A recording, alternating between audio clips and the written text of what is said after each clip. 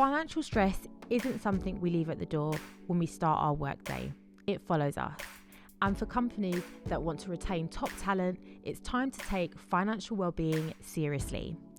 On today's episode, we're diving into the financial struggles employees face, especially Black women, and how companies can do better. Joining me is Tiffany The Budgetnista Aliche, an award-winning financial educator who's helping millions gain financial freedom. And Nadine Bullock-Pottinga, CEO of Parity, a powerful coalition that's dedicated to closing the racial and gender gap in corporate leadership. We'll explore why financial well-being must be a corporate priority and how businesses can create real change. If you find value in today's discussion, please take a moment to subscribe, leave a review, and share this episode with your network. Conversations like this can drive real change. Now, without further ado, let's jump into this powerful conversation with Tiffany and Nadine. Enjoy. Hi, Tiffany. Hi, Nadine. Welcome to the All Inclusive Podcast. Thank you for having us.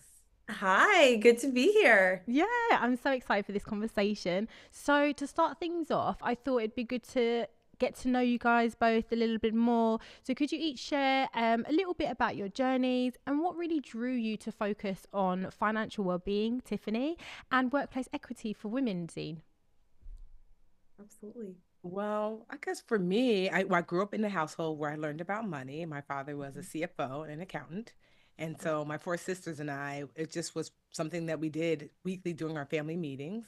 And it really wasn't until probably college when my college roommate had debt collectors that used to call our dorm room that I realized that there are folks who don't have access to financial education. As a result, sometimes they struggle. So for her, I believe her father had passed away and her mother was using her name to get access to credit so she could take care of her and her sister. And so this kind of like aha moment popped up for me, like, okay, I want to be able to share the financial knowledge I learned at home with the people that I care about. So I started to do that and it grew. The recession happened and just like so many people, I lost my job. And I thought, well, maybe I'll just do this full time. And so 16 years later, here I am. Oh, wow. That's such an inspiring story. I mean, a CFO as a dad. Wow. That was really interesting. Yeah. And very Nigerian. So imagine add those two things Oh, wow. Okay. Yeah, I get it. Yeah. The Nigerian culture is known for their prowess with money. Oh, And Nadine, what about your journey? yeah. So I've spent about a 20-year career in philanthropy. I didn't start there. I sort of make this joke that I started in education and I did some student teaching and I quickly realized I didn't like children. So much to my father's horror of helping me through college, which we're talking about finances today, and I have to give a big thank you to my parents who did pay for my college. So that's a huge financial burden off my shoulders. So you can only imagine how upset he was when I decided that I didn't like children and didn't want to teach anymore. But I tell that story because it was through that journey that I learned that I was actually more interested in what prevented children from learning than I really was in actually teaching. So whether it was food insecurity, domestic violence, poverty, systemic racism, whatever it was that was holding them back in school, I was much more interested in how I could help solve systemic issues to help children and families be able to thrive in their lives and at school. So that's when I took the nonprofit route. I've worked in a number of different areas of nonprofits, mostly in resource development, but have always really been committed to community and widespread systemic change, and have worked with a lot of different nonprofits and worked in some financial insecurity nonprofits. I spent some time with United Way. And so really passionate about this topic, but also about gender parity and gender equity is sort of my journey in the nonprofit sector, not only as a woman, but really working with a lot of families and women has really empowered me and really got me excited about this role, a paradigm for parity, and really the change that we can make when we all work together and we have these conversations that we're having today. So that's kind of what brought me here. And I also grew up in a house where we talked a lot about money. And I actually married into a family, or married my husband, who didn't talk a lot about money. So for me, that was a really interesting, eye-opening experience. I kind of went through the life thinking everybody had a checking and savings account when they were like, 16 or whatever. Yep. And then I married my husband and realized he had all this debt. He probably is not going to love that I'm calling him out on the podcast, but and really didn't have the tools to really understand how to do it. And I was like, well, I'll help you do it, right? So he calls me the CFO of our family, which I'm probably not quite as good as your dad, Tiffany, but yeah, really have a passion for talking about this topic because I know how instrumental it can be in building a family and a life. Yeah, definitely. Well, thank you both for sharing your journeys. I think it's so important that we do that a little bit more, because I think our journeys definitely shape the way in which we work and how we interact with others. I mean, Tiffany, your work has empowered millions through financial education, and Nadine, the work at Paradigm for Parity, I mean, it's just making such a huge impact for gender parity, gender equality. You both have collaborated. You've brought out a brand new report called The Invisible Weight. It sheds a light on the unique challenges women, particularly Black women, face in the workplace. So just to start off there, I mean, like, what inspired you guys to come together and bring attention to this overlapping issue? Well, for me, when through a friend of mine, Stacy Tisdale, when I heard that program for parity, wanted to learn more about like Black women and their relationship with money, and how did that play out in the workplace. I said, of course, I would love to partner, because I've just been serving. So I always say that our core focus is Black women, but we don't turn anyone away. And so we certainly have like some men that have kind of joined this budgetnista movement, and women of other races, but are still, our core audience is very much Black women. And when they said they wanted to know, like what's happening here, because studies show that Black women, are becoming more educated, are making more money, all of these things are the fastest growing. I think Princeton did a study, the fastest growing demographic of entrepreneurs. So all of these things, and yet why is it not moving the needle on the other side as far as wealth? And so I wanted to know too, that for so many Black women, they just don't feel safe at work. They don't feel safe to share that they're struggling financially. This is what the study showed that we did together. That they've cried at work about their finances. And yeah, that's that feeling of like lack of safety and security really touched deep, because I know so many women, and the women who work for me, I have a large Black women team. And so many of the women who work for me have expressed that they're like corporate refugees, that they fled corporate America, and they're so happy to be able to work with a small business run by another woman, especially another Black woman. And so because I never worked in corporate America. So I've only ever been to two things. A teacher, like I taught preschool, and I did love kids, although it was a lot. Oh, that's something I didn't know we had that in common, Tiffany. Oh, great. I taught preschool I for have 10 not years. taught any children other than my own child, and that's It's a how lot. that's going. It is a lot. She's a 6, lot. so we'll see. And I do actually I have nieces and nephews, and Yes, absolutely. but I know what you mean. It's a lot. It's a whole It's a different lot. ballgame. Yes. Teachers So- deserve all the credit in the world. Oh, Let's yeah, just say totally, that much, definitely. right? 100%. And so I've only taught and then done the budgetnista. So I didn't have this corporate experience of like, well, what's actually happening in corporate America that you fled there? So I remember when my business started, I wasn't making a bunch of money, and I certainly couldn't pay comparable to what folks were making. So I thought, what would make someone leave someplace that was going to pay you more to come here, where we're building this amazing mission? And certainly I'm a fair, transparent boss. So I share the financials, and they know as the business does better, I pay better. But I thought, but still, you left there to come here. Why?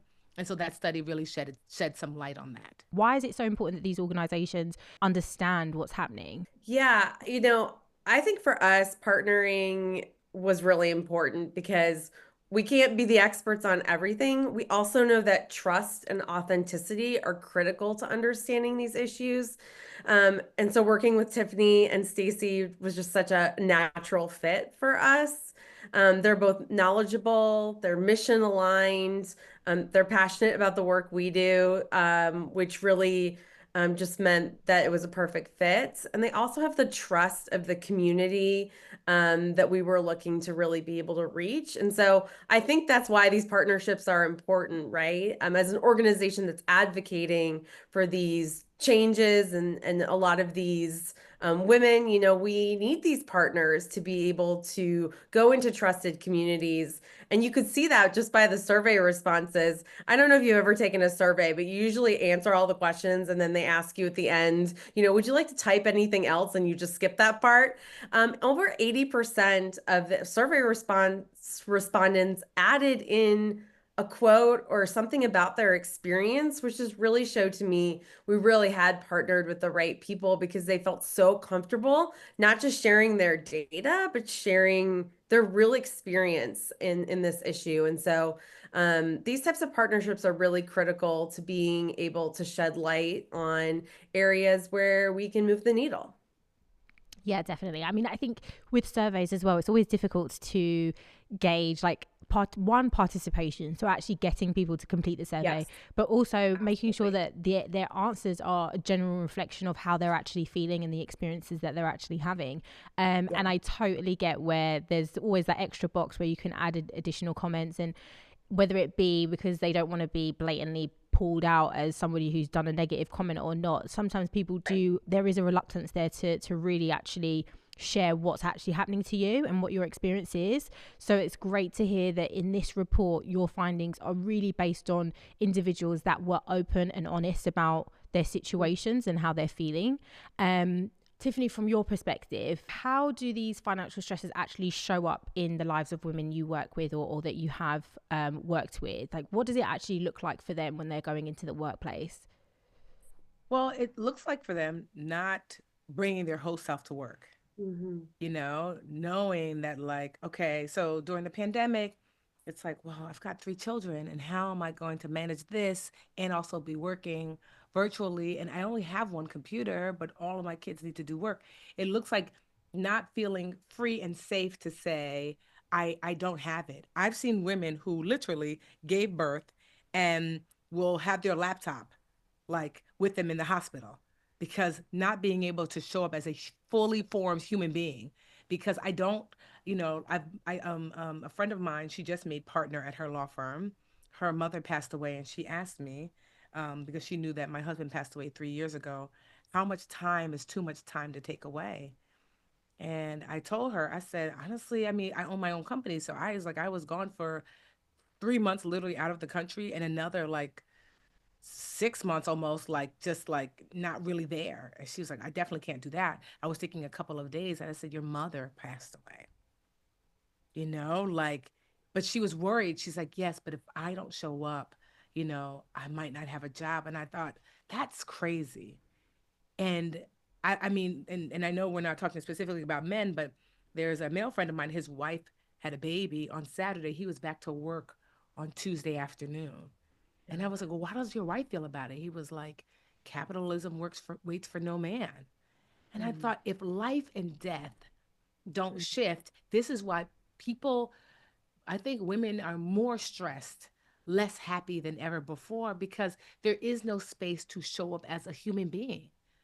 Someone dies and you can't even acknowledge that because you have to go to work. That's crazy. And so, yeah, that's what it shows up as. That is, the people don't show up holistically. They're afraid. But also too, what for the businesses, it means that people don't stay.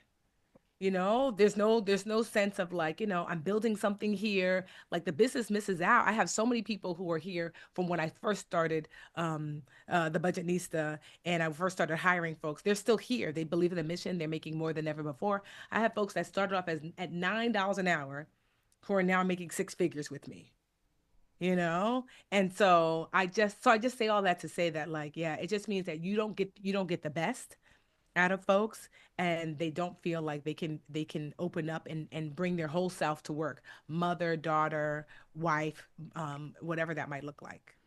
So what steps can individuals like take to actually start addressing these challenges on a personal level in the first instance, and then we can kind of go into organizations, but as an individual? And I just want to also pause and just say, like, I'm so sorry for your loss, Tiffany, and also for your friend's loss. I'm glad that you were able to take the time that you needed. And I mean, loss always stays with us regardless, but I'm glad that you're able to take that time and were comfortable and you were in a position to do so. Not many have. And the example that you gave about your friend, she felt that she couldn't. So how do we kind of take those steps to address those challenges? Well, one thing I told her is that, like, because she had seen other people in the office not take time. And so that's the thing. It was a culture of you can't be human here. So I said, like, there are some things that you could do to shift the culture. So as a leader, some of the things I could do to shift the culture is to be gone, to show, look what happens when someone passes. Tiffany's not here. So when someone passes, like we've had other people, a woman on our team, her sister passed away and she was at work. I'm like, why are you here? Now there are some people they grieve and they grieve through working. I said, if that's what you want to do, okay, because certainly that might look like, but if that's not, there is nothing. We are not. I always say we save lives slowly. Like we're not on call. We're not doing open heart surgery. Like you get to be as long gone. She's like, how long? I said, as long as it takes. As long as it takes, whatever that looks like. So one, by modeling good behavior, by if you know that you're needing accommodation in space, reaching out to management and leadership and whatever, and asking for that, so you can start to shift the culture. Like it's going to make you feel like an outlier. Like, wow, such and such was out for 2 weeks. Maybe I could do that too.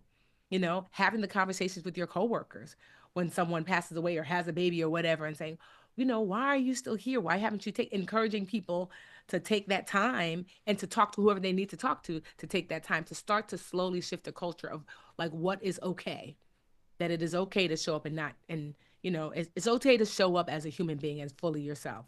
And also too, quite honestly, if you know that this is a space, I mean, certainly it's harder now, this is a job that doesn't allow for that, to ask yourself, is there another place that you can be? Because if people leave, I mean, look at Gen Zs, right? They're like, I'm not working there. I'm not doing that. If like, and I know people are like, oh, I'll never hire Gen Z. Oh, you will. Because eventually the rest of us are not going to be here. And so then they will have to accommodate that I'm not overworking and overwhelming myself. Jobs will have to accommodate that. And so that's what happens if really good people leave, like jobs that don't allow them to accommodate, then people start to realize like, wow, we lost this amazing person. And why? Because we didn't accommodate her. Then people start to shift. When it hits bottom line, it starts to shift policy. So Nadine, what are your thoughts on this? Yeah, absolutely. I think Tiffany did a great job summarizing that. I think individuals have to feel a sense of safety when they're able to bring these issues to their managers. I think the survey for me was, I think, really eye-opening in that 83% of respondents said that their employer had no idea of their financial struggles. I figured it would be high, but I really didn't expect 83%. So that goes to show us that there is maybe a lack of communication or a lack of trust there. So that, I think, is the first step. Another area of the survey that I thought was really interesting was that over 63, I think it was like almost 65% of the survey respondents also said that they wanted support from their employers on a lot of these financial stresses and struggles. So there's also this desire to get employers engaged in the way that they can help overcome some of these barriers. It can feel very lonely and isolating to go through these things alone and not necessarily know what the resources are or know how to overcome these things. So I think from an employer standpoint, the more benefits that you can offer around financial wellness or other financial benefits, and making sure that employees really understand what those benefits are, are going to be really important. And I think that how many times have you started a job and they gave you that sort of big HR packet and you were like, oh, this is great, but I'm so overwhelmed. I'm starting to do this job. I haven't read it, right? And then you get to a year, 2 years in, you still haven't really fully understood all the benefits available to you. So I think that's one thing both individuals and employers can really do a lot around is really understanding the benefits that are available to you as an individual. And if you don't know, set up a meeting with HR or with your manager. Hey, can you really walk me through what is available to me in terms of flexible leave, caregiving, emergency financial assistance, student loan forgiveness? What are some of the things that the company offers in these areas? And some people might be surprised. They might actually have benefits that they're not aware of. And I think employers can also do a better job or really build robust systems to help employees better understand what benefits are available to them, especially if you're a company that offers a lot of great benefits that address financial wellness and address a lot of these barriers that people are trying to overcome. Yeah, I mean, you see it quite a lot. It does happen quite often is that you've got these big companies, they offer these amazing perks, great benefits to their employees, which attract you to working with them. And once you get through the door, it's like, okay, well, how do I find out? How can I utilize this? Like, where's all the information? And it's kind of dotted around on their kind of intranet, kind of one place here, another place there. You only find out from speaking to other employees, which you're not really going to do necessarily because you've just started. You don't know as many people. So yeah, I totally agree. I think there does need to be some clear communication and also space, like give space for your new starters or in your onboarding process to allow people to really digest all of that information. Because I think sometimes when you start, there's like you feel like there's a time constraint between how much time you actually get to settle in and actually review everything and find out about your benefits. And I agree with what you said, Nadine. It's like usually it's the last thing you think about is the benefit stuff. You're more focused on, okay, what's my actual job? How do I hit my goals? What are my targets? Who's my team? How do I get into my email? Yeah. How do I log on? Where's the canteen? Like those sorts of things. Those are the sorts of things that you put first. And I do think that not only just organizations need to help communicate that this is a priority for us. We want to make sure that you know all the great things that we're able to help and offer you and the support that we've got out there. What role do you think financial well-being, in particularly for women of color, that organizations can do? Whilst we're talking about kind of communication, but for women of color in particular, is there any additional things that you think organizations could do? So sometimes they have those ERG groups, affinity groups, which are great. But the thing is, if you're an organization who has those groups, fund them. I cannot tell you, I would say a good 80% of ERG and affinity groups reach out to me as if they're a nonprofit, even though these are billion-dollar companies, to donate my time to this group. Now, I don't fault the group themselves, because they're just reaching out.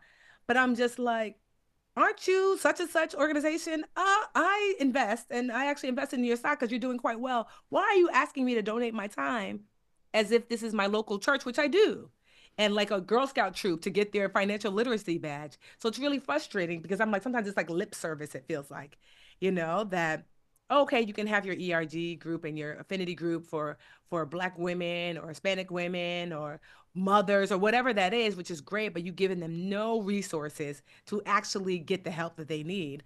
And I know because when they reach out to me, they're like, we don't actually have a budget, and it's frustrating because, these are not small companies.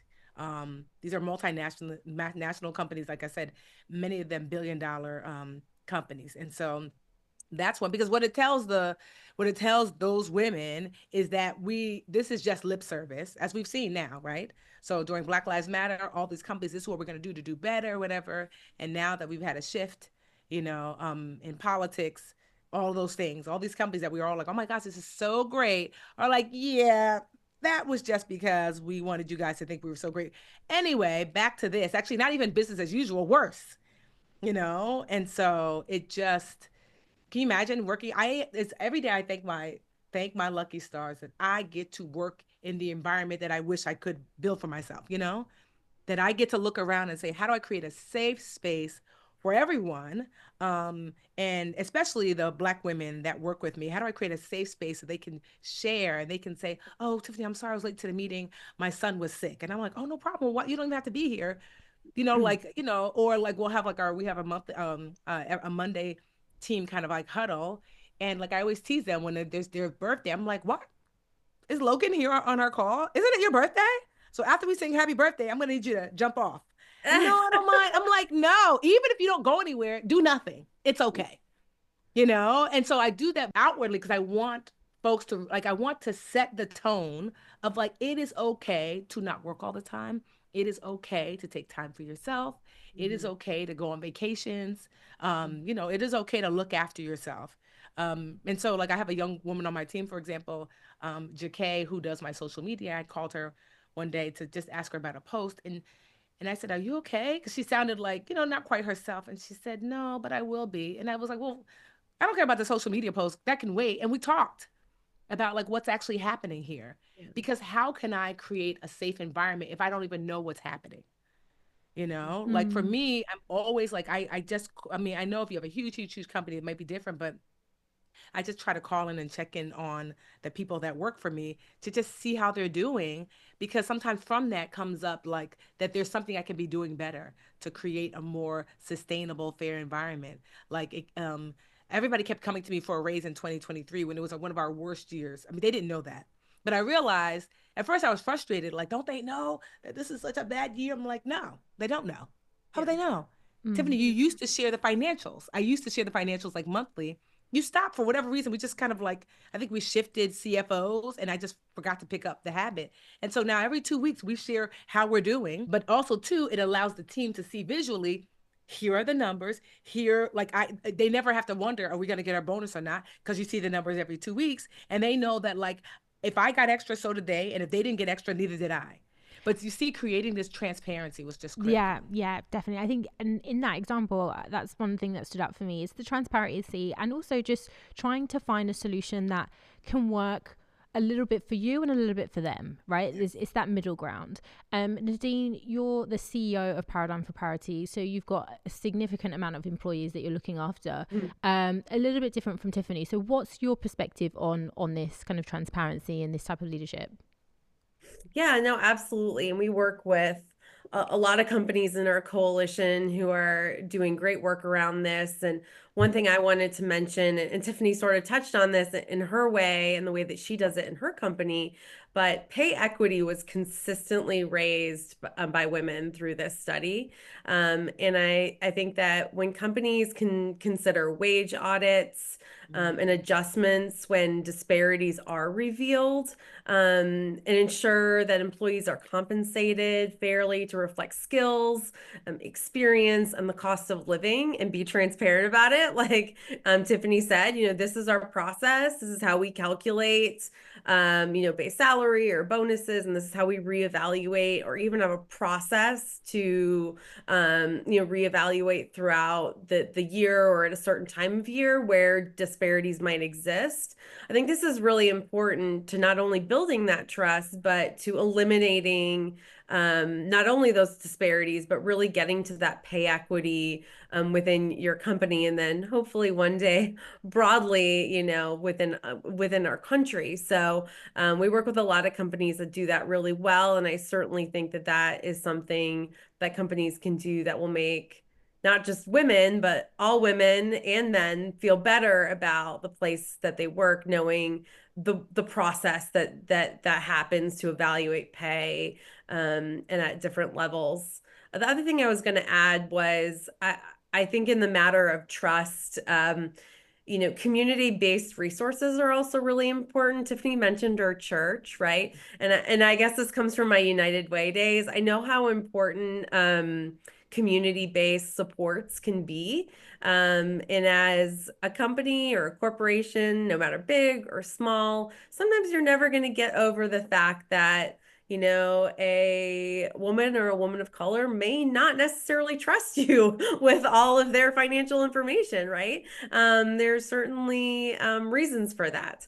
But if you as an employer can offer a list of community-based resources that are trusted within communities that they can go to then be able to have an outlet to work on some of these financial aspects. I think that's really important. I know we had that at the United Way that I worked at, and I think being able to offer those resources are also important. Those resources don't always have to be internal, right? As a company, especially a small company, you might not have the ability to offer financial planning and student loan forgiveness support and emergency financial assistance and all those things. I mean, that just might not be feasible. But you can work with community organizations, nonprofits, to see at least where you can send your employees so that they can get the assistance that they need. And that also helps build trust. Your employees know that you still care, even if you're not able to, as a company or a small company or a small business, be able to offer those supports directly. Yeah. And And I just so you think, know, Nadine, I worked at the United Way. I built a financial literacy curriculum for the United Oh, Way of did Greater, you? yeah, I Greater didn't New know that, Jersey. Tiffany. I love Yes, that. oh, I wow, know. that's So many amazing. things in I common. know. I think that's amazing. I think that touches on the power of collaboration, right? I Yeah. mean, you guys, you both of you, Paradigm for Parity and the Budgetnista, Tiffany. It's an exciting and an amazing example of like that cross sector partnership. And also, Nadine, you've touched on businesses also being able to actually look outwardly as well when they're talking about financial well being for their employees. It's important that they not only just think about having to do all of this internally and having these spaces or these programs initiatives set up internally, but they can also ask for help externally. So how do you see collaborations like this advancing the conversation and also just advancing the conversation around inclusion and also financial well-being? Yeah, absolutely. I think that conversations like this are just the start. And thank you for allowing us to continue this conversation, right?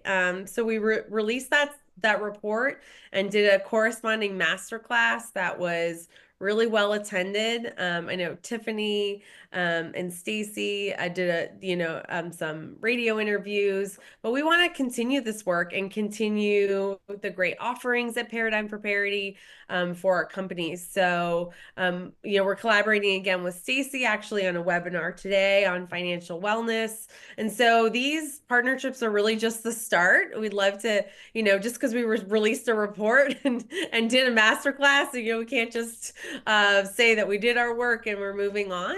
I think the work continues, and I could certainly see an update of the report, maybe in 2 years. We certainly want to track this over time and see how, with economic changes, things get better or, potentially worse, and how things in the landscape changes. So I would love to see an update to the survey at some point, but we certainly want to collaborate to continue bringing financial wellness resources to companies and women broadly as much as we can. Oh, that's awesome. And so actually that brings me on to my next question. Looking ahead, what are your hopes for the future when it comes to financial well-being and workplace equity for women? Yeah. Tiffany, you want to go first? Yeah, I say my hopes for the future are, I think that we are leaning toward more community-based, and community meaning like working together. I think Yeah. money is a team sport. And so for the last 16 years, I've been building different communities, like my Dreamcatcher communities, over 2 million women. I have something called my Get Good with Money Club for women who really want to work with financial experts, but might not have the funds to be able to do so individually. So you could do so in a group setting. And I also mentor Black and Brown women, and honestly, anybody really who wants to join, but mostly that's who's there. I have a mentorship program for who want to start businesses or who have businesses but want to grow and scale them. And so, what I've learned, it's just my teaching background, is that there are three aspects to like transformation. And that's what I want to see, is that you need knowledge, you need access, and you need community. So the knowledge part is like, yes, it's great, the books and the courses and things. And certainly I've had those and those are great. The access is access to a guide that can help you, a trusted guide to whether a financial advisor, someone like me, a financial educator, attorney, whoever, and then that community piece that you are meant to do it in concert with other people who are navigating a similar path as you. They normalize the process, they keep you encouraged. And so that's what I see as the shift forward, that more and more people are seeking other people out to go on their financial journey with them. And I think that's what's going to make sure that we're all okay. Oh, that's wonderful. And Nadine? Yeah. I think this is already starting to happen, but I'd love to see financial wellness be just a part of like wellness, right? So for so many years, it's like been like health and fitness, right? Is like eating and exercising. And then there's been, financial wellness kind of over here on this side, right? And they're not really interconnected at all, right? And I'm starting to see this shift in these wellness programs, particularly at large employers, including financial wellness as a part of wellness in general, right? And I think that that's so important because, as we know, stress, no matter where it comes from, affects your mind, your body, your health, right? It is a total experience. It affects how you interact with others. So I love that shift. And for me, I hope that continues and that we really recognize the intersectionalities we all have, and that we can look at it through that lens, and not just see it as like savings and how much are you putting in retirement and things like that, but we really see all these other like benefits like caregiving that we talked a lot about today. And we didn't name it specifically, but caregiving is a part of financial wellness, right? If we can understand how to support women and men, so let me be clear on that, right? Women and men in caregiving, and that's both in young kids, but caregiving now extends to taking care of your parents when they get old, right? There's this whole sandwich generation. If we can start understanding that those things, flexible work and all of these things also affect someone's financial wellness, and we're starting to see it as a more holistic component, I think we're really going to see some movement and some progress in this area. And I love that we're talking about it more because for so long it's just something nobody ever talked about, and now we're really being able to open up the conversation as really this larger topic, and hopefully we can continue the conversation and make movement in the area. Oh, that's awesome. Well, ladies, this has been such an enlightening discussion. I knew it was going to be a good one. You've definitely fulfilled that. It's been a great conversation. For our listeners, if they want to get in touch with you both and learn a little bit more about each of your organizations, how can they do that? Well, I am the Budgetnista on everything. So from thebudgetnista.com to the Budgetnista on Instagram, TikTok, Facebook, LinkedIn, where you can find me at all those places. Yeah, and you can go to our website, which is paradigm4, like the number 4, parity.org. And we are also on all the social channels, not TikTok, but all the other social channels, but primarily LinkedIn. So look for us there, follow us there. And you can sign up for our newsletter on our website, which has all of our upcoming events and other things that you might want to know about our coalition. Oh, that's awesome. Well, it's been such an inspiring and enlightening discussion. You're both, to see you're working together, it's just amazing, and it's really driving some meaningful change. Listeners, make sure to check out Tiffany's resources on her website and also explore Paradigm for Parity's important work and the Invisible Weight Report. I'm going to be linking all of that down below for you in the show notes. So without further ado, guys, thank you so much again. I can't wait to see what more you have in store for us. Thanks again. Thanks so much for having us.